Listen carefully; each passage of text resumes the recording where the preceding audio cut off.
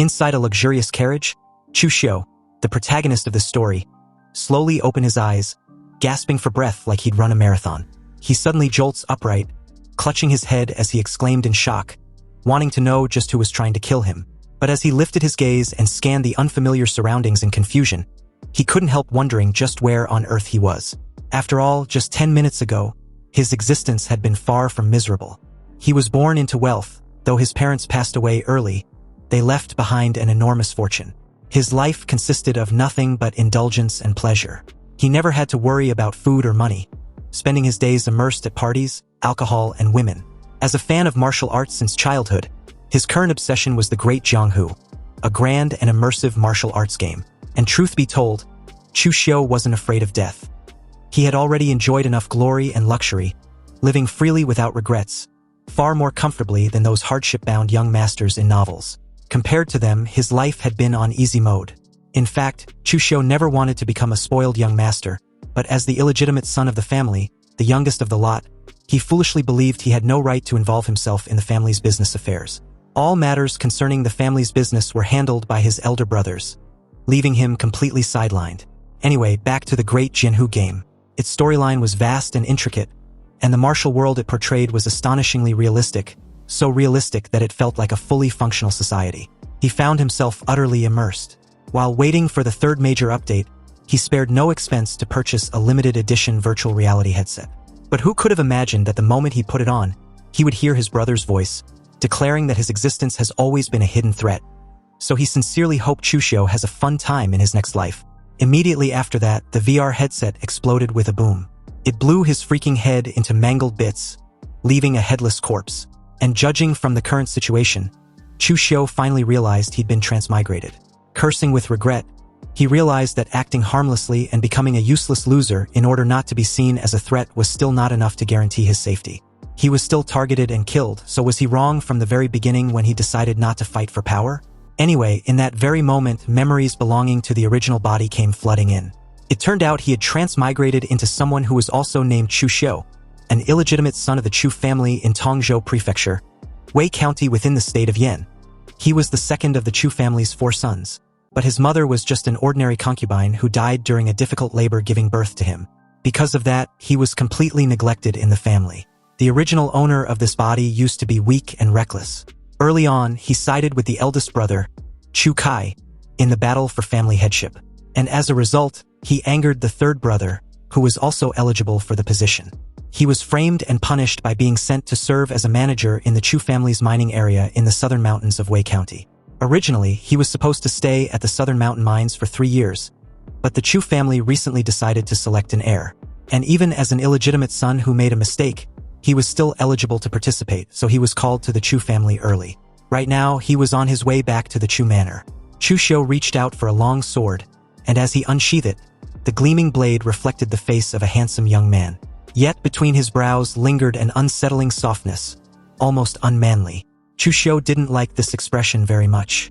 But since things had already come to this, he could only accept his new appearance. Suddenly, he froze, letting go of the sword. He abruptly realized his true identity.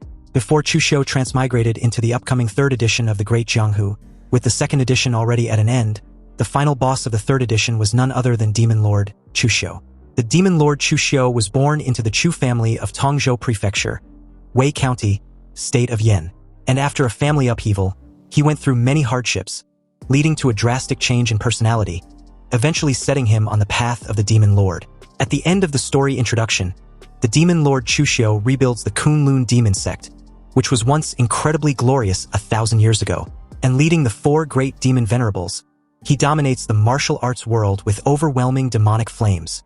And although he disliked this soft and effeminate appearance, judging from his name, looks, and background, he was undeniably the very Demon Lord Chu Xiu, the ultimate villain from the game. Thinking of this, Chu Xiu didn't know whether to laugh or cry. He was destined to be a legendary figure in the martial world. But the problem was, since when did villains in games ever get a good ending? Wasn't every final boss in a game meant to be defeated? As Chu Xiu picked up the long sword once more, a cold glint flashed through his eyes as he questioned himself whether he was destined to fail. Chu Xiu's expression suddenly turned dark, almost demonic. In his past life, he chose a carefree life and didn't fight for power, but in the end, he died a miserable death.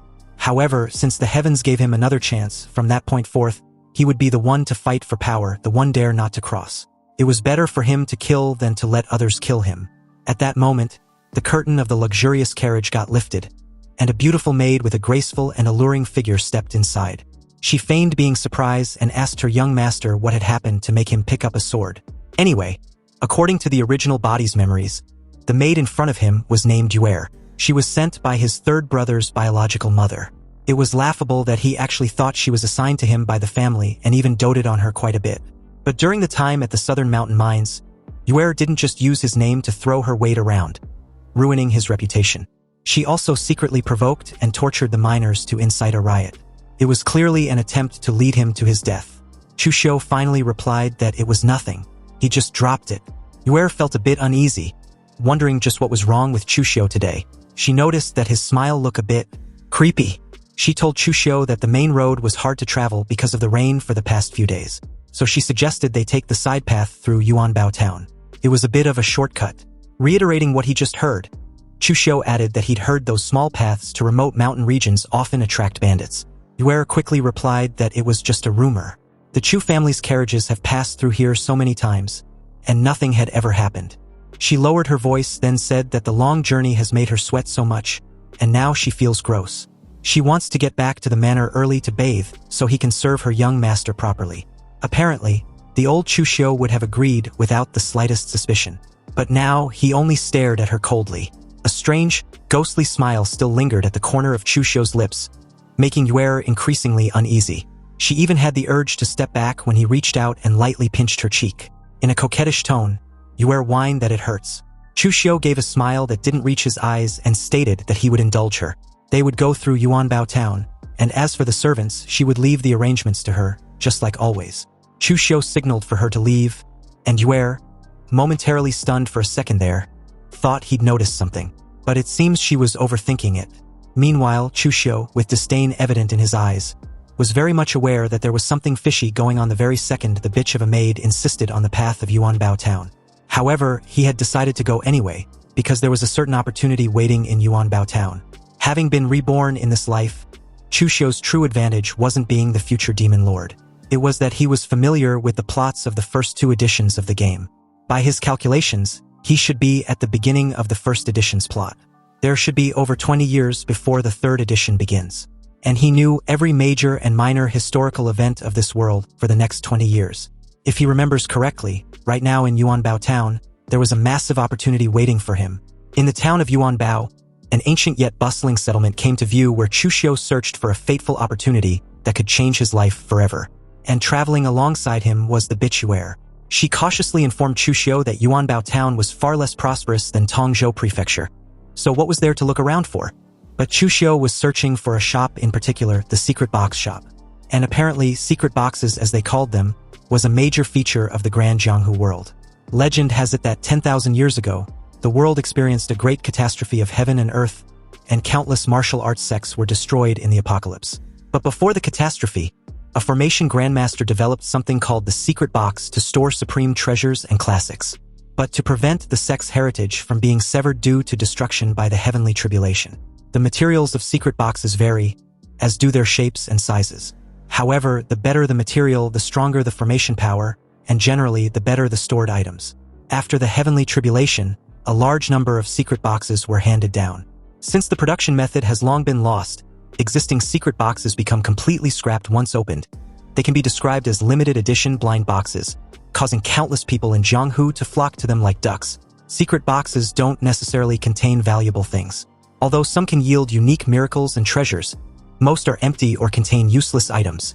Just like drawing blind boxes, what a person gets depends entirely on luck. Carrying the knowledge of his previous life, Chu Xiu stepped into the mystery box shop without the slightest hesitation. He glanced around and noticed how deserted the place was, then asked if this was the only mystery box shop in Yuanbao town. Of course, the shopkeeper stated as a matter of fact, before adding that even the trashiest of these secret boxes cost 10 taels of silver each. And those coming to Yuanbao town were poor ghosts escorting goods. They don't even earn 10 taels for one trip, so how many would they dare to even gamble their luck on? But the moment he realized Chu Xiu might actually be a rich customer, his eyes lit up. His tone changed instantly, turning into a flattery praise as he declared that those poor ghosts can't afford them. But surely a young master like Chu Xiu can. These secret boxes were all found in ruins within the southern barbarian mountains. The price was absolutely affordable and fair. And Chu Xiu just arrived in this world and urgently need a powerful cultivation technique. Although the Chu family was a major clan in Tongzhou with inherited techniques, the original body owner was neglected since childhood, had no resources, no guidance, and didn't even enter the gate. As a result, he was still only at the body tempering realm, the lowest of martial arts cultivation. However, in the path of martial arts, to enter the gate, one must first experience the 3 realms of body refining. Thus, tempering muscles and bones, refining the body.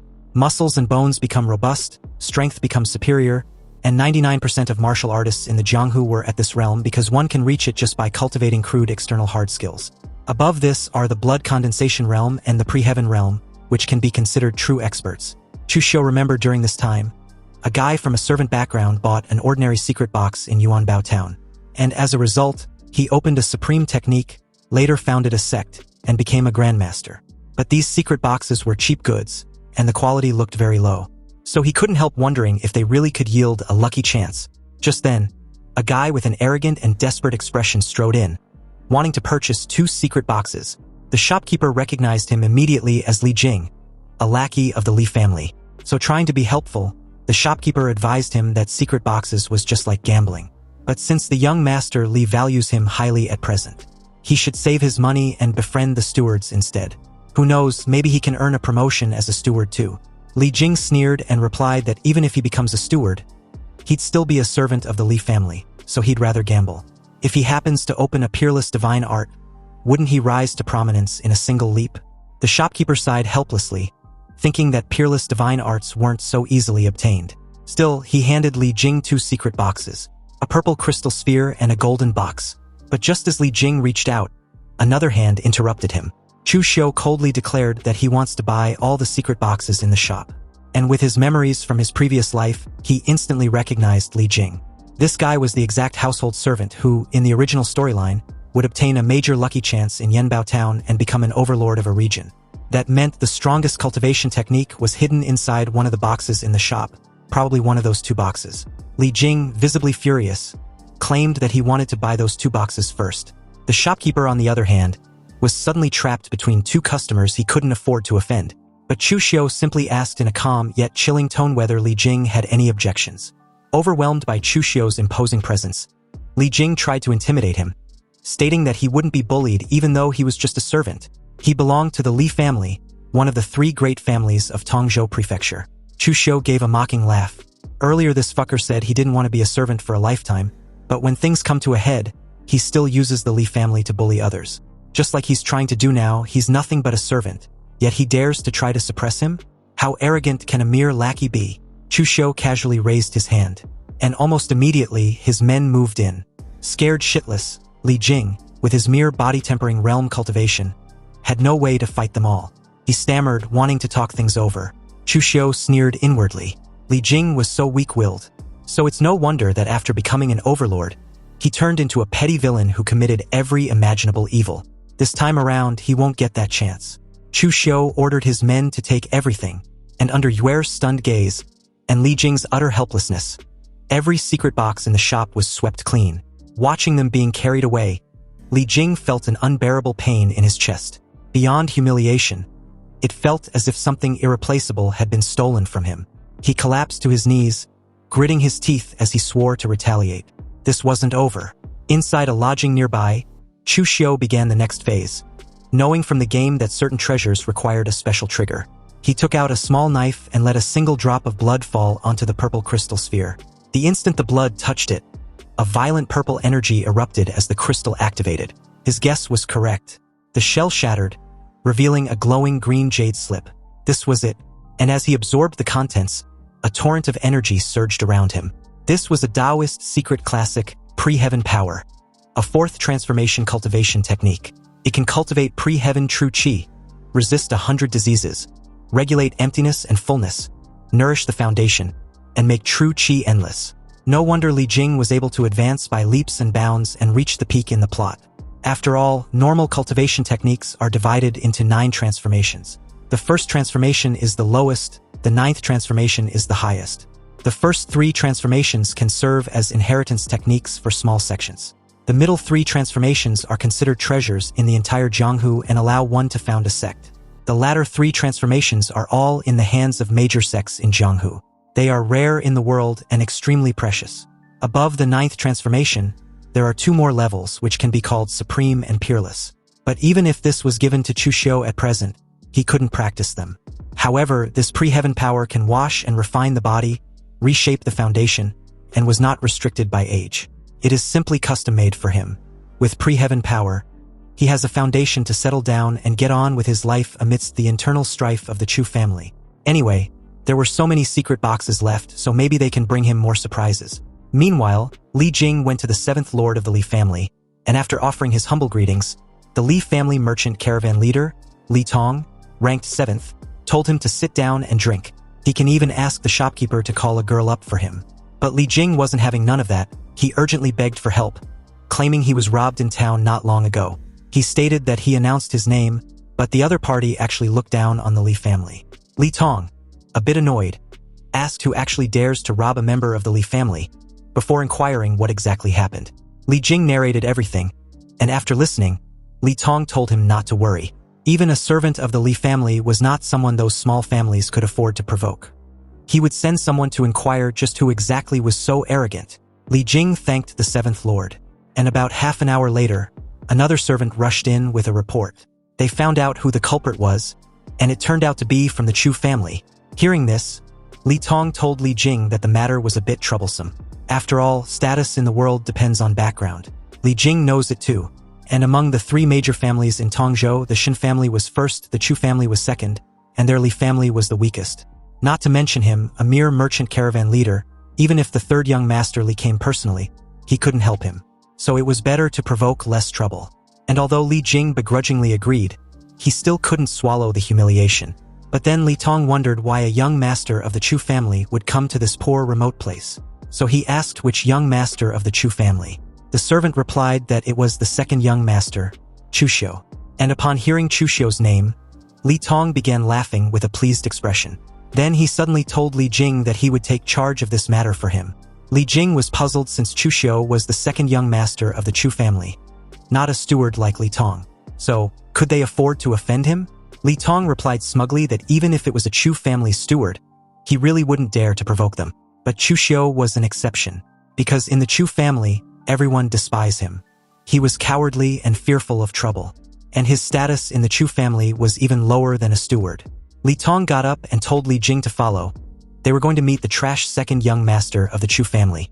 After all, in this tiny place like Yuanao town, it was rare to have some fun. Li Jing felt a bit conflicted since this description didn't fit the person he met earlier. It was as if those two really weren't the same person. This Chu Xiu person he met was obviously domineering and ruthless, not cowardly and fearful of trouble. Meanwhile, as the scene shifted back to Chu Xiu, he was practicing his newly acquired technique, moving as swift and light as a feather.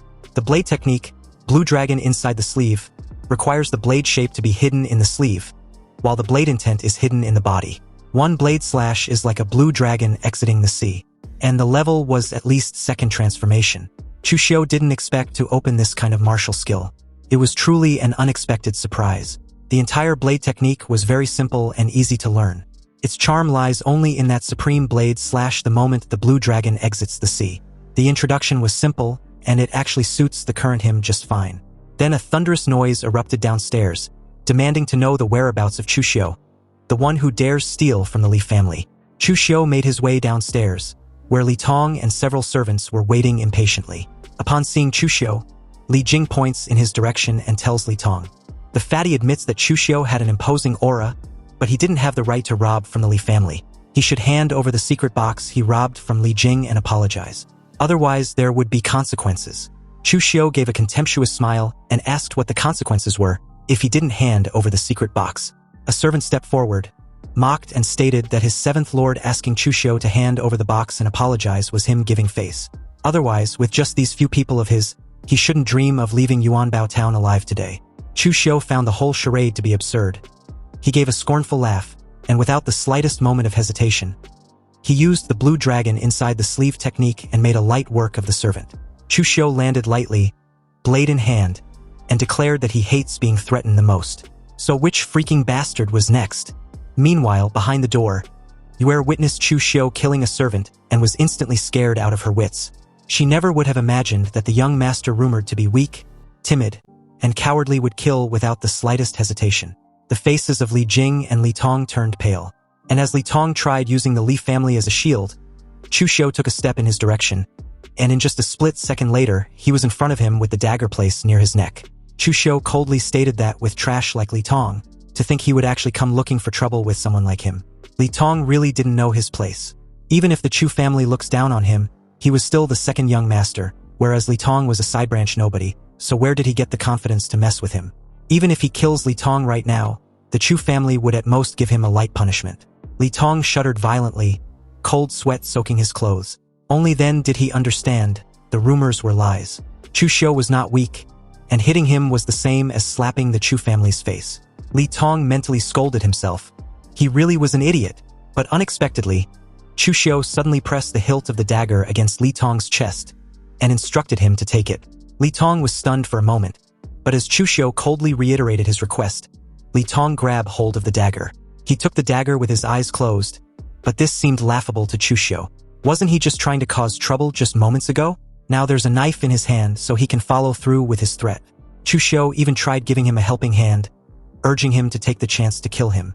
Yet Li Tong couldn't even muster the courage to keep holding the dagger, and dropped it with a pathetic demeanor. Li Tong claimed he wouldn't dare, and he was wrong. Chu Xiu repeatedly gave Li Tong a playful slap on a cheek as he stated that he gave the fatty a chance. But he was useless and couldn't even dare with a dagger in his hand. Seriously? Who gave him the courage to come cause trouble for him? Chu Xiu then ordered Li Tong to take the corpse and get out of his sight. Yue watched as Li Tong turned and fled toward the door in panic. She couldn't help but question herself if this was really the same Chu Xiu as before. With his men hurriedly dragging the corpse along, Li Tong, furious and humiliated, immediately took his anger on Li Jing, who cautiously approached when they reached the inn's main hall. He smacked the living daylight of the guy and roared that he should go screw himself.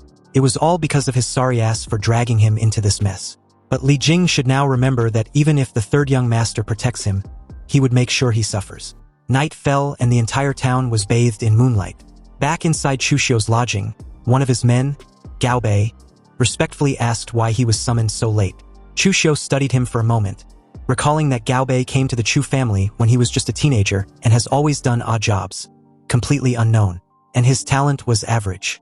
So he's been learning martial arts for nearly 10 years and only just reached the body tempering stage, but he's at least honest. Chu Xiu confessed that he had been falsely accused and exiled to the Nanshan mine, and Gao Bei, being the unlucky one, had been dragged into it, assigned there with him. So did he have any complaints? Gao Bei replied that he'd never thought that way, because being able to serve as the second young master's guard already makes him very happy. Chu Xiu pressed on, stating that Gao Bei had been in the Chu family for over 10 years, working hard, yet he's still just a servant, with only 2 taels of silver a month. Many of the servants who entered the Chu family with him had all become shopkeepers or stewards, yet he claims to harbor no resentment. Gao Bei explained that he'd always been clumsy with words and dull by nature, so being where he currently was already enough for him. Chu Xiu immediately calls that bullshit. Gao Bei was not satisfied, and it was clearly evident no matter how hard he tries suppressing it. Even a mongrel, after being fed prime meat for a year, won't be willing to go back to eating leftovers. Humans were no different. Chu Xiu placed a hand on Gao Bai's left shoulder and promised that if he follows him through hardship, in the future he would share glory with him as well. Gao Bai's eyes ignited with conviction, and he vowed to follow his young master's lead. But Chu Xiu shook his head. Gao Bei didn't understand, not yet at least. Some things are decided by fate, others by effort. And people like them, if they want to rise, they must wager with their lives on the line. In the past, Gao Bei didn't even have the chance to gamble with his life, so now, Chu Xiu wants to give him the chance. He instructed him to go to Mount Shangmong outside Yuanbao town, find the bandit leader and deliver a letter to him. If Gao Bei was capable of doing this, there would be 300 taels of silver as a reward for him. And from that day on, he would also be his trusted aide. Gao Bei struggled internally. If he refuses, his life will never change. Finally, he clenched his fists and replied that he would do as his young master says. Chu Xiu handed him the sealed letter and told him to make no mistake. As Gao Bei vanished into the darkness, Chu Xiu's eyes turned cold. Since Yue wants him dead, she shouldn't blame him for being ruthless. Early the next morning, Chu Xiu's convoy departed. And inside the carriage, Yue casually asked Chu Xiu where Gaobei was. Chu Xiu replied that Gaobei went ahead to Tongzhou Prefecture to report their arrival. A vicious smile crept across Yue's face, knowing full well that her young master would never make it back in this lifetime.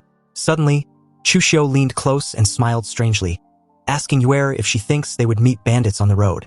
Yue's heart skipped a beat, then feigned being wary as she told Chu Xiu to not say such unlucky things. But Chu Xiu chuckled. The heavens changes without warning and disaster strikes without notice.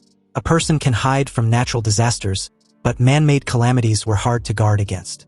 Yue tried lighting up the tense atmosphere with a laugh, claiming her young master must be joking again. However, a moment later, someone loudly ordered for the carriage to stop. Chu Xiu calmly looked out, already aware that the man-made calamity had arrived. The convoy was blocked on a narrow forest path by bandits. Their leader, Lian Laosan, stood arrogantly in front, demanding the lot step down immediately. Chu Xiu stepped out unhurriedly. If they want silver, he has thousands of taels. Lian Laosan sneered and replied that Chu Xiu's life was worth more. Chu Xiu smiled faintly. Since lives can be bought with money and someone paid for his life, he can also pay to buy it back. Lian Laosan knows who he was, so if he steps aside now, in the future he can ask for as much silver as he wants. But Lian Laosan commend Chu Xiu for having guts. He was like the rumors say. But it's too bad Lian Laosan values keeping his word, so he better not make things difficult. Meanwhile, Yue smiled triumphantly. Asking Lian Laosan to do this was definitely the right move. With him making a move, Chu Xiu definitely won't survive today. Anyway, since Chu Xiu can't buy back his own life, he will just have to buy Lian Laosan's instead. Chu Xiu charged towards Lian Laosan, who was stunned and asked if the second young master was looking for death. He swung his sword, but Chu Xiu sidestepped, thinking that he couldn't feel any inner power from Lian Laosan's moves. Looks like he was just relying on brute strength, and his technique was rough too. But with Chu Xiu's current level, he can only hope to hold out until a chance appears. He countered with his fist, struck the side of the blade to divert its trajectory as he moved closer. Lian Laosan was impressed that Chu Xiu managed to dodge. He swung his sword once more, aiming for Chu Xiu's head, but he lowered his stance and dodged again. This kept happening over and over, one sword strike after the next with Chu Xiu dodging effortlessly, making Lian Laosan frantic with impatience and irritation. However, his men believed the useless young master was stumbling and scrambling, and letting their boss personally handle Chu Xiu really flatters him. Trash will always be trash, but Lian Laosan cursed internally. This brat was really weird and looks pathetic, but he keeps dodging every time. And if he can't even take down a piece of trash, doesn't that make him worse than trash? Lian Laosan roared that the little punk was really pissing him off. If he'd got guts, then he should stop dodging. Chu Xiu was pleased that Lian Laosan had lost his cool. This was his chance. So with that small window, he dashed towards Lian Laosan with his Azure Dragon inside the sleeve technique, nicked his left cheek when he dodged the first strike, then with a devious grin, made a massive wound on his chest as blood gushed out like a fountain. As Lian Laosan's men worriedly asked if he was okay, he couldn't comprehend how it was even possible. If he hadn't dodged in time, Chu Xiu would have taken his life. Meanwhile, Chu Xiu thought of how it was a pity that he'd barely practiced the Azure Dragon in the sleeve technique. Otherwise, Lian Laosan wouldn't have been able to avoid his strike just now. Lian Laosan ordered his men to attack together and kill Chu Xiu, then everyone. So the group charged with their weapons in hand, but before they could launch an all-out assault, someone questioned if they had asked for his permission first before deciding to kill anyone. The bandits froze in shock as another group of bandits joined the fray. Their leader, Manhwa, laughed and said he'd heard there was a big job going on, and from the looks of it, it was true, so how about they take a share of the pie too? Yue watched from the carriage window and wondered why there was another group of bandits. Did the second madam arrange even more people? Before she could think further, Manhwa's men emerged from the road ahead, advancing aggressively. Chu Xiu narrowed his eyes as he questioned himself if they were the guys he requested. Anyway, the very moment Lian Laosan recognized Manhwa, his expression changed drastically. He clenched his teeth, then questioned what Manhwa was doing on his turf. What the hell did he really want? Wasn't it obvious? Manhwa laughed coldly. He just wants to fuck Lian Laosan over like he did to him, snatching his business not once or twice, but several freaking times. This time around, however, he would make sure to send him straight to meet the King of Hell. Without wasting another second, Manhwa attacked, his sword flashing through the air like lightning. Lian Laosan hurriedly raised his own blade to block, but it was useless. In the very next moment, His sword was knocked cleanly into the air with a deep wound on his arm, blood splattering out as he stumbled back in shock. He stared at his injured hand, his face turning pale. This was bad luck, and he wasn't foolish enough to know that a wise man doesn't fight when the odds were against him. He told his men to run as he did the same. But it was already too late for that. Manhwa smiled like a demon, and before Lian Laosan could flee, his blade slashed him down mercilessly. Lian Laosan's body was split in two, falling lifelessly on the ground. Seeing this, Lian Laosan's men panicked and bolted in fear, but Manhwa coldly ordered his men to pursue and kill them all. Chu Xiu stood quietly at the back, observing everything. Judging by this yellow-faced guy's moves, he was completely different from Lian Laosan with an unorthodox background. He was a real martial artist with an orthodox heritage. Chu Xiu stepped forward and politely thanked Manhwa. Manhwa turned slightly with a smile, then questioned if Chu Xiu wasn't afraid he would double-cross him. Gao Bei suddenly rushed over before Chu Xiu could answer. He introduced Manhwa as the chief of Mount Shangmang, whom he ordered him to find. Chu Xiu praised Manhwa for being a smart man. Since he received his letter, Manhwa should know that killing him would get him a few thousand taels of silver at most. But if he refuses to do it, he can get that batch of refined, or he promised in the letter, and replace all that scrap copper and rotten iron his men were using. Manhwa fell silent. Obviously, the choice wasn't hard to decide. Chu Xiu stared at Lian Laosan's corpse, thinking that the second madame was vicious. She won't show any mercy, even to an illegitimate son like him who has almost no chance of inheriting the position of family head. But from the moment Yuer suggested taking the small path, he'd guessed that she had bribed bandits to borrow a knife to kill him. But if she can spend money to have bandits kill him, then he can also use bandits to protect himself. Chu Xiu really didn't lie to Manhwa, and as far as he knows, those ores were very important to the Chu family. Yet Chu Xiu was willing to give them to him. Chu Xiu replied that someone in the Chu family wanted him dead, so why should he care about the supplies for them? Chu Xiu took out his warrant and told Manhwa to use it to get a batch of, or at a low price. But he needed to be quick while he was still the steward. Manhwa comments that big families have so much bullshit and dirty laundry, but Chu Xiu was quite decisive. Anyway, as he head off, he told Chu Xiu to come find him if there were good things like this in the future, because he was very efficient at killing. He can even give him a discount for acquaintances. Manhwa was a bandit with martial arts heritage. Chu Xiu knew who he was. Gao Bei had good luck, and he actually hired someone with quite a background. Chu Xiu then turned slightly toward the carriage. And inside, Yuer was trembling violently, sweat pouring down her forehead. She couldn't help wondering just what had happened. Wasn't Chu Xiu supposed to be trash? How did he so easily seriously injure Lian Laosan? Also, what was with the second group of bandits who helped Chu Xiu? Chu Xiu entered the carriage, where Yuer, acting all pitiful, asked if all the bandits had been repelled. Chu Xiu chuckled softly and replied that they had. But inwardly, he knew the slut was still pretending. He leaned closer, smiling faintly as he pointed out the obvious. He wasn't dead, so was she disappointed? Yuer stammered, wanting her young master to quit joking. It was a good thing the bandits were repelled, so why would she be disappointed? Chu Xiu suddenly grabbed her by the throat, his voice ice-cold as he asked if she really took him for an idiot. He told her to spill everything she knew, otherwise he would kill her. Yuer was finding it difficult to breathe, her face turning purple. She replied that she would talk. Chu Xiu's second mother spent 10,000 taels of silver to hire the bandits. 10,000 taels. What a generous hand. It seems his second mother really hated him that much. Since Chu Xiu stubbornly supported the eldest young master, the second madam deduced he would ruin things sooner or later. She also won over the fourth young master recently, so she wanted to eliminate future trouble once and for all. The master of the Chu family, Chu Zongguang, has 3 wives and 4 sons. Chu Xiu was an illegitimate son, and the probability of him inheriting the family head position was very small. He thought the eldest son, Chu Kai, had the best chance of winning, so he took sides with him early on. But after taking sides, the first wife and Chu Kai no longer took Chu Xiu seriously. They didn't even lend a hand when he was framed by the third brother. The Chu Xiu of the previous life was extremely similar to the old Chu Xiu in the other word, low status and without any means, so he gave up the thought of fighting for the family head position early on. In this life, since he had become Chu Xiu and knew the plot well, he must fight for the position of the Chu family heir. With the Chu family's resources, at least his cultivation can be faster. Chu Xiu asked Yuer for any evidence of the second madam colluding with the bandits. But Yuer replied that the second madam sent a confidant directly to find the bandits. The bandits took the money and did the job without asking much. So no evidence was left. Yuer suddenly grabbed Chu Xiu's leg, pleading she'd said everything so her young master should spare her life. Chu Xiu told her not to worry, he doesn't kill women. Yue felt relieved. She was scared to death just moments ago. But Chu Xiu unexpectedly snapped her neck in one clean motion, claiming he'd lied. And this bitch actually believed that? How naive.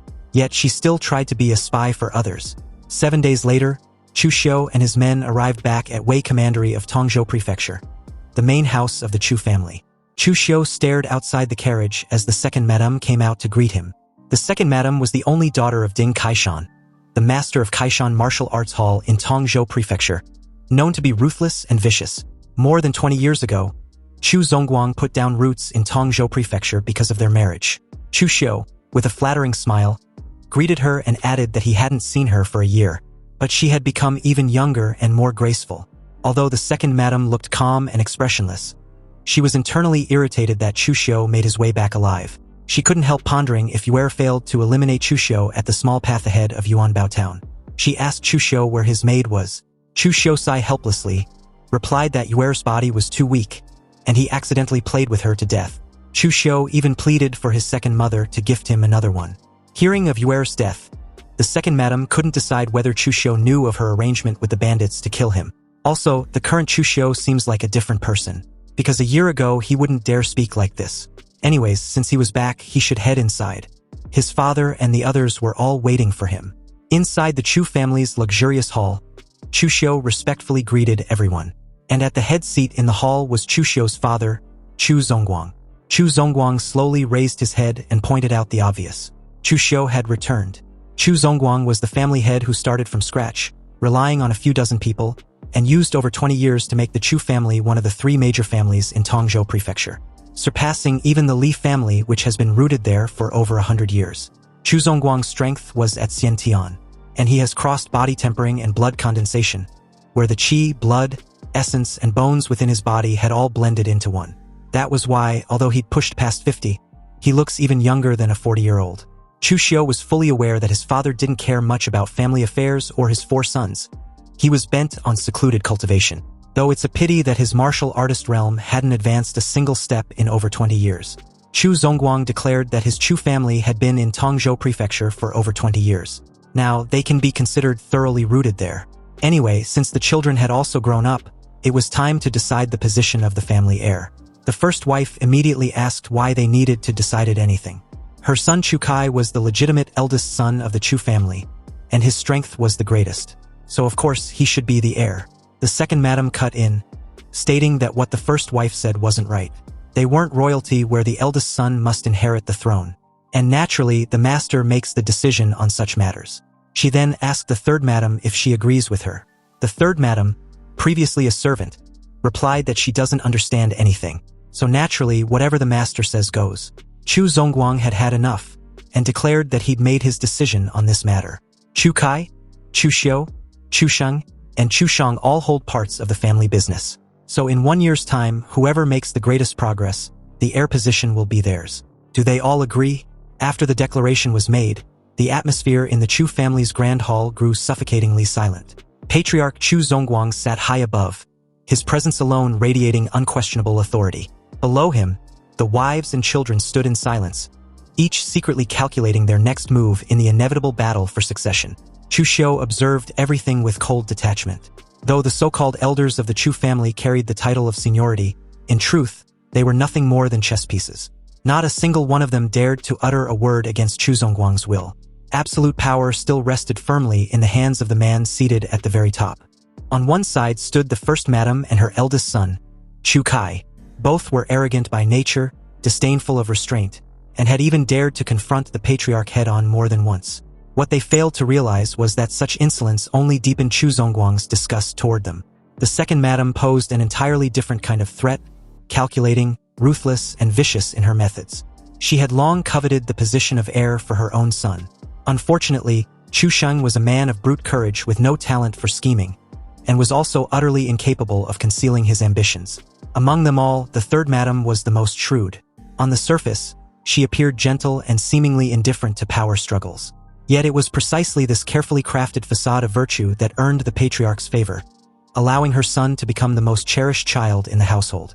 Having seen through the true intentions of every single person present, Chu Xiu nevertheless found Chu Zongguang the most puzzling of all. Though the patriarch had loudly proclaimed the selection of a successor, his eyes remained cold and detached, as if he truly did not care about the final outcome. At that moment, the first madam spoke up in opposition. She argued that a martial aristocratic family like the Chu family should choose its successor based on genuine strength. As she spoke, she turned toward Chu Xiu with a mocking gaze and asked whether he agrees with what she just said. Inwardly, the first madam calculated coldly.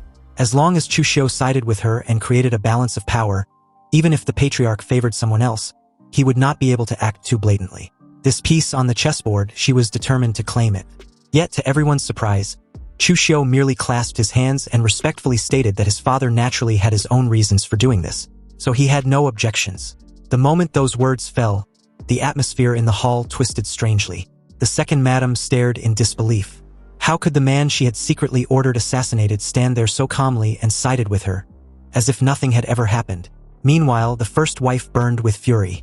This chess piece had dared to defy her will. Chu Kai finally lost his patience. He shouted that Chu Xiu was weak and spineless, demanding to know whether he even understood what he was saying. He gave him one last chance to state his true thoughts. What Chu Kai did not know was that behind that obedient exterior lurked a monster, silently waiting for the moment to erupt. Chu Xiu responded softly, merely reminding his elder brother that he was only following their father's wishes. With a thunderous slam of his palm, Chu Zongguang ended the pointless quarrel. The decision had already been made. Anyone who dared to oppose his decision would be openly challenging the patriarch's authority. Under the crushing weight of his fury, the entire hall fell into absolute silence once more. But Chu Xiu was not finished. With an air of indifference, he calmly proposed that the patriarch grant him additional business assets to manage. He reasoned that the Nanshan mine was far too insignificant for him to earn merit or properly demonstrate his capabilities in front of everyone present. Chu Zongguang narrowed his eyes suspiciously. The son who had remained silent for so many years had finally begun to reveal his ambition. That piercing gaze seemed intent on seeing straight through Chu Xiu's thoughts. The wives were all stunned, so the display of weakness earlier had merely been an act. His true objective was to vie for the position of family head. At that moment, Steward Lu spoke up with thinly veiled ridicule. He accused Chu Xiu of overstepping his bounds and sneered that all he needed to do was properly manage that single mine. For a mere servant to openly humiliate a young master in the Grand Hall. This alone was proof of just how low Chu Xiu's status had once been within the family. Yet Chu Xiu wasn't angry. He simply raised a finger and lightly beckoned Steward Lu to come closer. That calm expression concealed a chilling killing intent, one that no one present had yet noticed. Steward Lu maintained his arrogant expression. As he walked closer, he sneered provocatively, assuming that since he had been standing too far away, Chu Xiu wanted him to come closer so he could hear those words more clearly. Suddenly, a dull, bone-shattering punch rang out. In the blink of an eye, Chu Xiu unleashed a brutal strike. Steward Lu had no time to react and spurted out a mouth full of fresh blood, then collapsed onto the floor, barely clinging to life. But Chu Xiu didn't stop there. With a cold indifference, he stomped down on the wretched body of Steward Lu. This was not an act of impulse, but a declaration of a new order being established. Anyone who dared show him disrespect would pay a heavy price. From the three wives to his three brothers, the entire Chu family stared in disbelief, unable to accept what they had just witnessed. The second madam immediately fell into deep thoughts, wondering whether Chu Xiu had truly gone mad, or if this was the real monster that had been hiding in plain sight all along.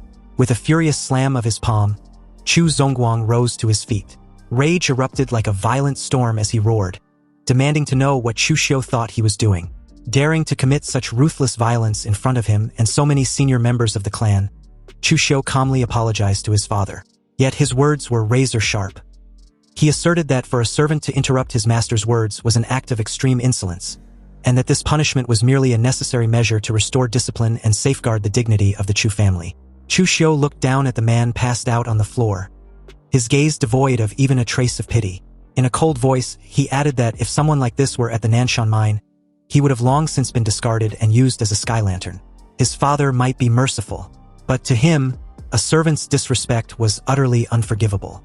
Witnessing his son's brutality yet undeniable logic, Chu Zongguang could not help but fall into contemplation. Deep down, he had to admit that Chu Xiu was right. Regardless of whose man the steward was, he was still nothing more than a servant. His own prolonged seclusion had allowed these subordinates to forget their place and disregard the hierarchy within the household. Nevertheless, in order to preserve the family's public dignity, Chu Zongguang chose to close the matter. He reminded his son that this was the Chu family estate, not the Nanshan mine, and ordered that Chu Xiu be fined 3 months of his stipend to cover the steward's medical treatment. A light, symbolic punishment meant only as a warning. Chu Xiu lowered his head and calmly accepted the order. But he did not stop there. With calculated composure, he posed a pointed question to his father. Was he truly expected to guard that remote mine forever? If so, what meaning did this grand gathering to choose a successor even hold for him?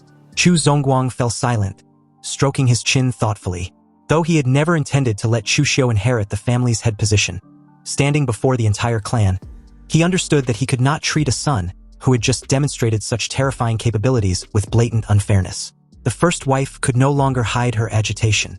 She spoke sharply, accusing Chu Xiu of openly assaulting someone in the Grand Hall as a direct challenge to the patriarch's authority, insisting that the matter could not simply be brushed aside.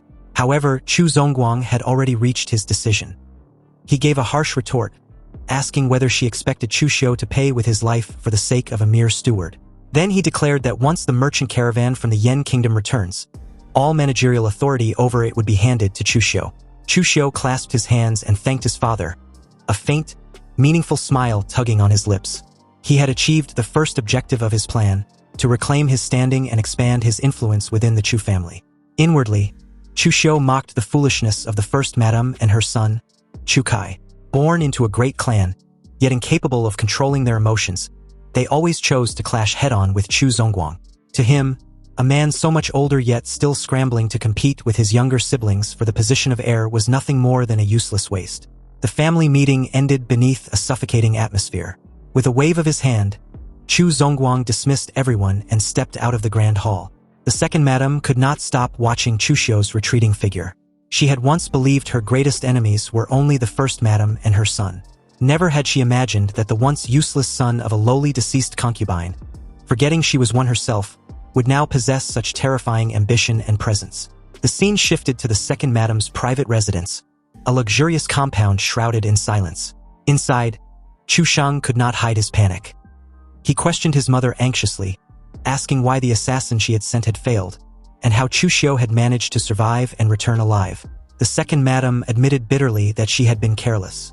She had never expected that after just 1 year at the Nanshan mine, Chu Xiu would undergo such a drastic transformation.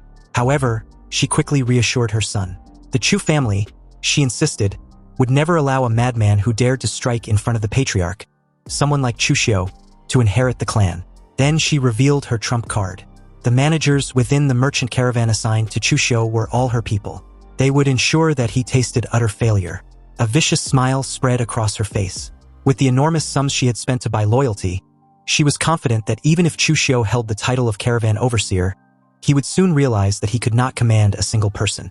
Meanwhile, Chu Xiu led Gao Bei straight toward the clan's medicine pavilion, the most important source of cultivation resources for the Chu family's descendants.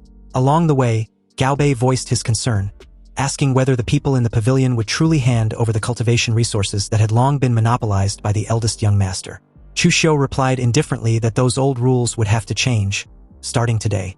Upon entering the medicine pavilion, the chubby steward, Steward Su, greeted them with forced hospitality.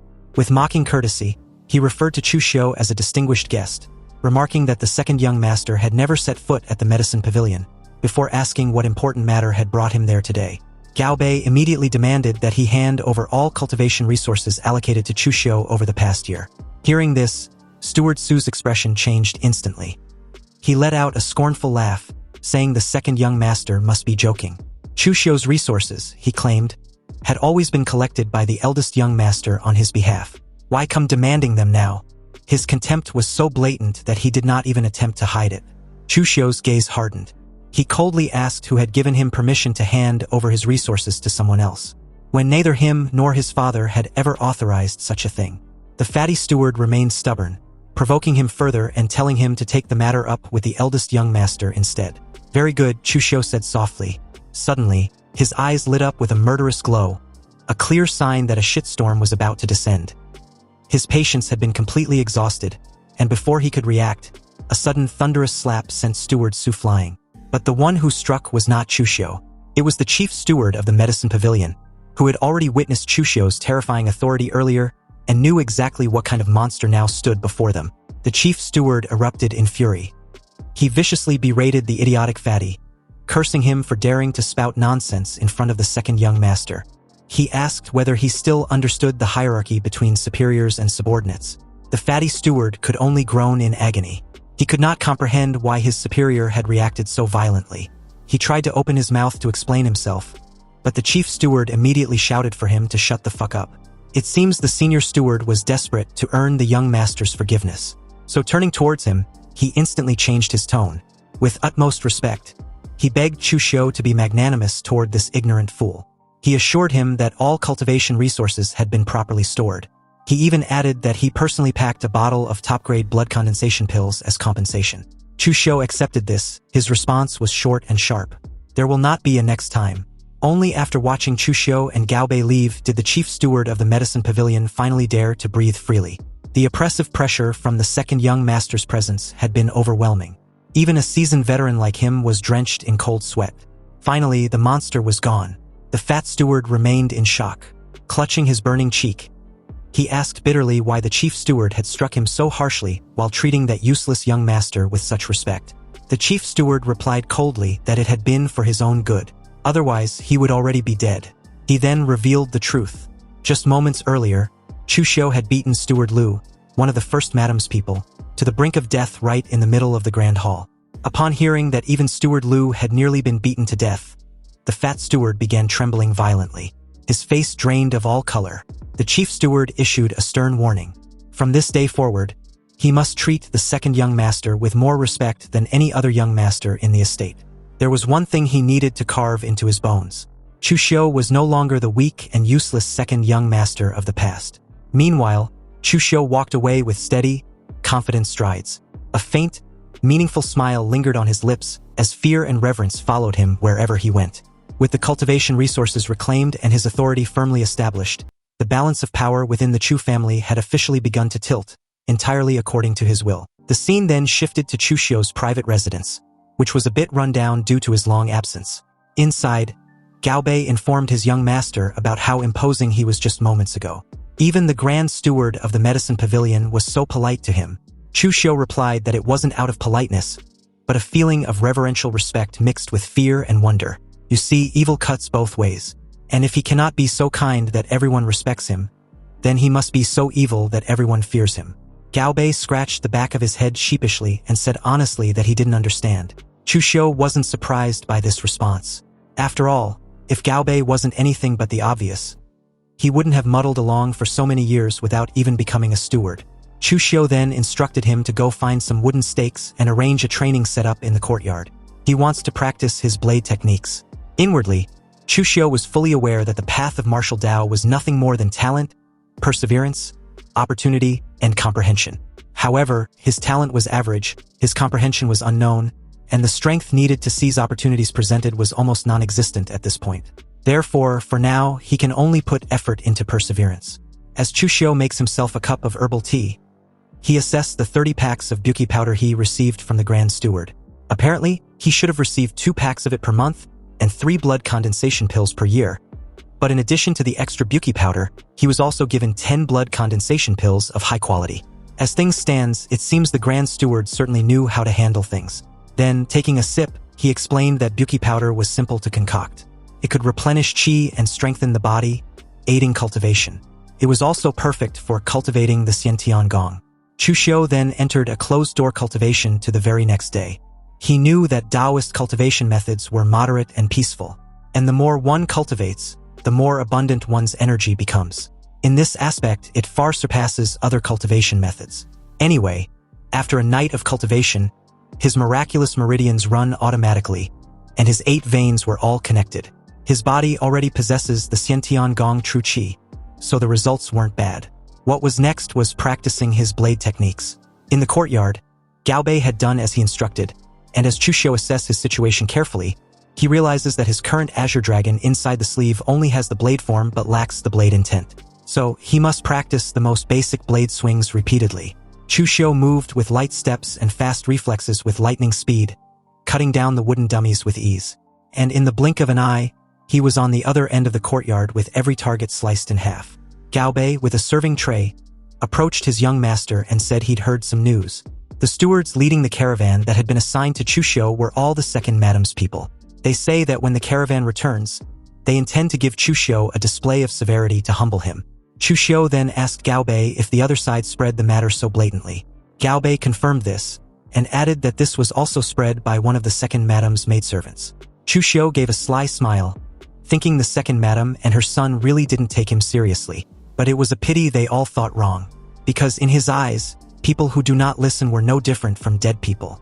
Chu Xiu told Gao Bei to accompany him to Shangmang Mountain the next morning. They were going to find the bandit leader Manhwa. Gao Bei was immediately scared out of his wits, so Chu Xiu asked what he was afraid of. It wasn't like bandits eat people. And moreover, Manhwa would become their greatest assistance. Early the next day at Shangmang Mountain, Chu Xiu met up with the bandits as planned.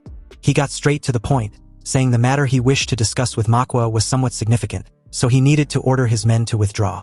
However, Manhwa, who now had a different hair color to match his new outfit, replied that there was no need. The two guys behind him were his brothers with whom he had life-and-death friendships, so there was nothing to hide from them. Chu Xiu reluctantly let this matter be and spoke frankly. He wants to talk to the person behind Manhwa. He knew that they weren't ragtag bandits, not initially anyway, and this made Manhwa question him what else they could be if not that. Chu Xiu revealed that they were giant bandits, specifically the remnants of the Northern Land's 36 giant bandits. This initially stunned the three into complete silence, before Manhwa swung his blade in Chu Xiu's direction. But Chu Xiu expected this attack and countered with the Azure Dragon inside the sleeve. He swiftly evaded the sword strike, close the distance, and before Manhwa could react, the fight was over with a dagger already at his throat. Chu Xiu told Manhwa to instruct his men to back off, because if he really wanted to make an issue out of this, even if this place wasn't governed by Northern Yen, once a wanted order comes down, he would have been dealt with long ago. Manhwa asked how Chu Xiu knew of their background. He replied that it was a guess, before explaining that Manhwa's martial arts was orthodox, and the troops' discipline was strict. Added to that, he mentioned the word Chilean. Therefore, aside from the Chilean Iron Cavalry among the Northern Land's 36 giant bandits, he really can't think of anything else. Manhwa cursed slightly when he realized his own big mouth was what ratted them out. He really should start watching out for whatever he says. Anyway, what no one knew was that the original plot was what truly allowed Chu Xiu to confirm their identity. Decades ago, the Northern Yen was in great chaos, and the 36 giant bandits emerged out of nowhere, daring even to plunder the Northern Yen imperial court. But later, the Northern Yen rose again and joined forces with the major martial arts sect, the extreme north floating snow city, to crush the 36 giant bandits in one fell swoop. The various leaders were either dead or crippled, never to become a significant force again. In the original plot, there was news of the remnants of the Northern Land's 36 giant bandits appearing in Wei Commandery. Chu Xiu asked Manhwa if he had now shown his sincerity, but the guy was more interested in knowing just what exactly Chu Xiu wants to trade with his boss. He added that telling him first was the same as telling his boss. Chu Xiu confidently stated that he knows the whereabouts of their Chilean Iron Cavalry's great chieftain, the red-faced Heavenly King Pang Hu, before asking if that was information enough to trade. Manhwa, completely dumbfounded by this sudden news, questioned Chu Xiu if he was seriously telling the truth. Chu Xiu simply stated that once he sees the person behind Manhwa, the truth will naturally be revealed, and he wouldn't dare to lie once they were there anyways. Manhwa agreed and told the young master to follow him. His boss was in North Shangmang Mountain, and it will take a few days to get there. 5 days later, at the North Shangmang Mountain, Manhwa explained to Chu Xiu that after coming to Wei Commandery, his boss established a mountain stronghold there, and just in case they built a small stronghold outside. Chu Xiu should wait there for a moment while he goes to report. Then in just a few minutes, Manhwa brought a tall sturdy guy inside the tent and introduced him as Han Bao, or simply Boss Han. He was formerly one of the great chieftain's personal guards. Boss Han asked Chu Xiu if he was the one who claimed to know the great chieftain's whereabouts. Chu Xiu calmly confirms this, and he also noticed that Han Bao was at the peak blood condensation realm. He was much stronger than him. Han Bao told Chu Xiu to cut the crap and get straight to the heart of the matter. What exactly did he want in return? If Chu Xiu's demand an exorbitant price, then he shouldn't blame him for getting rough. Chu Xiu clarified that the news was intended as a greeting gift for Boss Han anyway, and according to what he knew, after the great chieftain Pang, who was heavily injured by the people of the Northern Yen Imperial Court, he was currently recovering his strength in the desolate mountains of Liaodong Commandery in the north. Han Bao wanted to know if what Chu Xiu just said was true. and he replied that if Boss Bao didn't believe him, he can send someone to Broken Soul Valley in Liaodong Commandery to check. There were secret codes left by the great chieftain Pang. As Chu Xiu said this, he was inwardly pleased with himself because he didn't expect these small details from the game settings to be such a big help.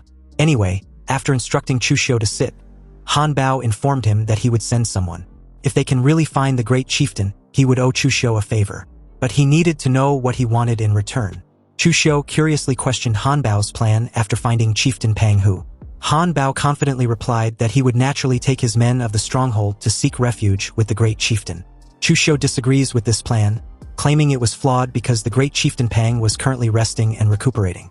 Not only would that be useless, but it would also increase the risk of exposure. He wouldn't let them go either. So what they should do was accumulate money, provisions, and cultivation resources to prepare for his rise. But Han Bao insists that these matters will be decided once the great chieftain was found. Now, he asked once again, what's Chu Xiu's intentions? Chu Xiu simply wants to cooperate with them to make money. Han Bao was visibly delighted with this reply and told Chu Xiu to explain in detail. There were many bandits in Shangmang Mountain who frequently rob caravans and kill for money. Therefore, more and more caravans were switching to the time-consuming and laborious main roads, or arranging large numbers of guards, and this was making Han Bao's business scarcer by the day. Boss Han confirms this and inquires what should be done. Chu Xiu replies that nothing can be accomplished without rules. If there were no rules, they would set the rules. And as long as caravans hand over a portion of their wealth, they can be escorted across the mountain. This way, it benefits both the caravans and Han Bao. Han Bao was immediately displeased with this idea, because he would be making enemies of all the bandits in Shangmang Mountain. But Chu Xiu stated that one voice of absolute authority in the entire Shangmang Mountain was enough? Or did Boss Han lack the confidence to deal with those disorganized mobs? A sly grin spread across Han Bao's face as he declared that he didn't lack confidence. If not for his injuries remaining unhealed, he would have resolved that bunch of trash long ago. Realizing that Han Bao was actually a Xiantian expert before, it was clear that Chu Xiu had misjudged him. Since Chu Xiu had given him such a good idea, Han Bao asked if he wanted anything. Though Chu Xiu claimed it was very simple, he informed Han Bao that he also have a caravan in the Chu family, and hoped they can enter and exit Shangmang Mountain without obstruction. Additionally, he also hopes Han Bao can help him kill some people. The first condition was no problem, but for the second, wanting him, Han Bao, to be a hired thug, just that piece of news wasn't enough. Of course, Chu Xiu had expected this outcome, so he told Han Bao that he can give him more than just a simple intel, but also inform him about passing caravans in advance. This way, he won't have to worry about a wasted trip. Chu Xiu asked if this was enough for a deal, and Han Bao agrees. Chu Xiu also plans to send the news of the Chu family's caravan to Han Bao. He should consider it as a greeting gift. But hearing that Chu Xiu wants him to rob his own caravan, he asked what the meaning of that was. Chu Xiu calmly explains that it was the Chu family's caravan, not his personally.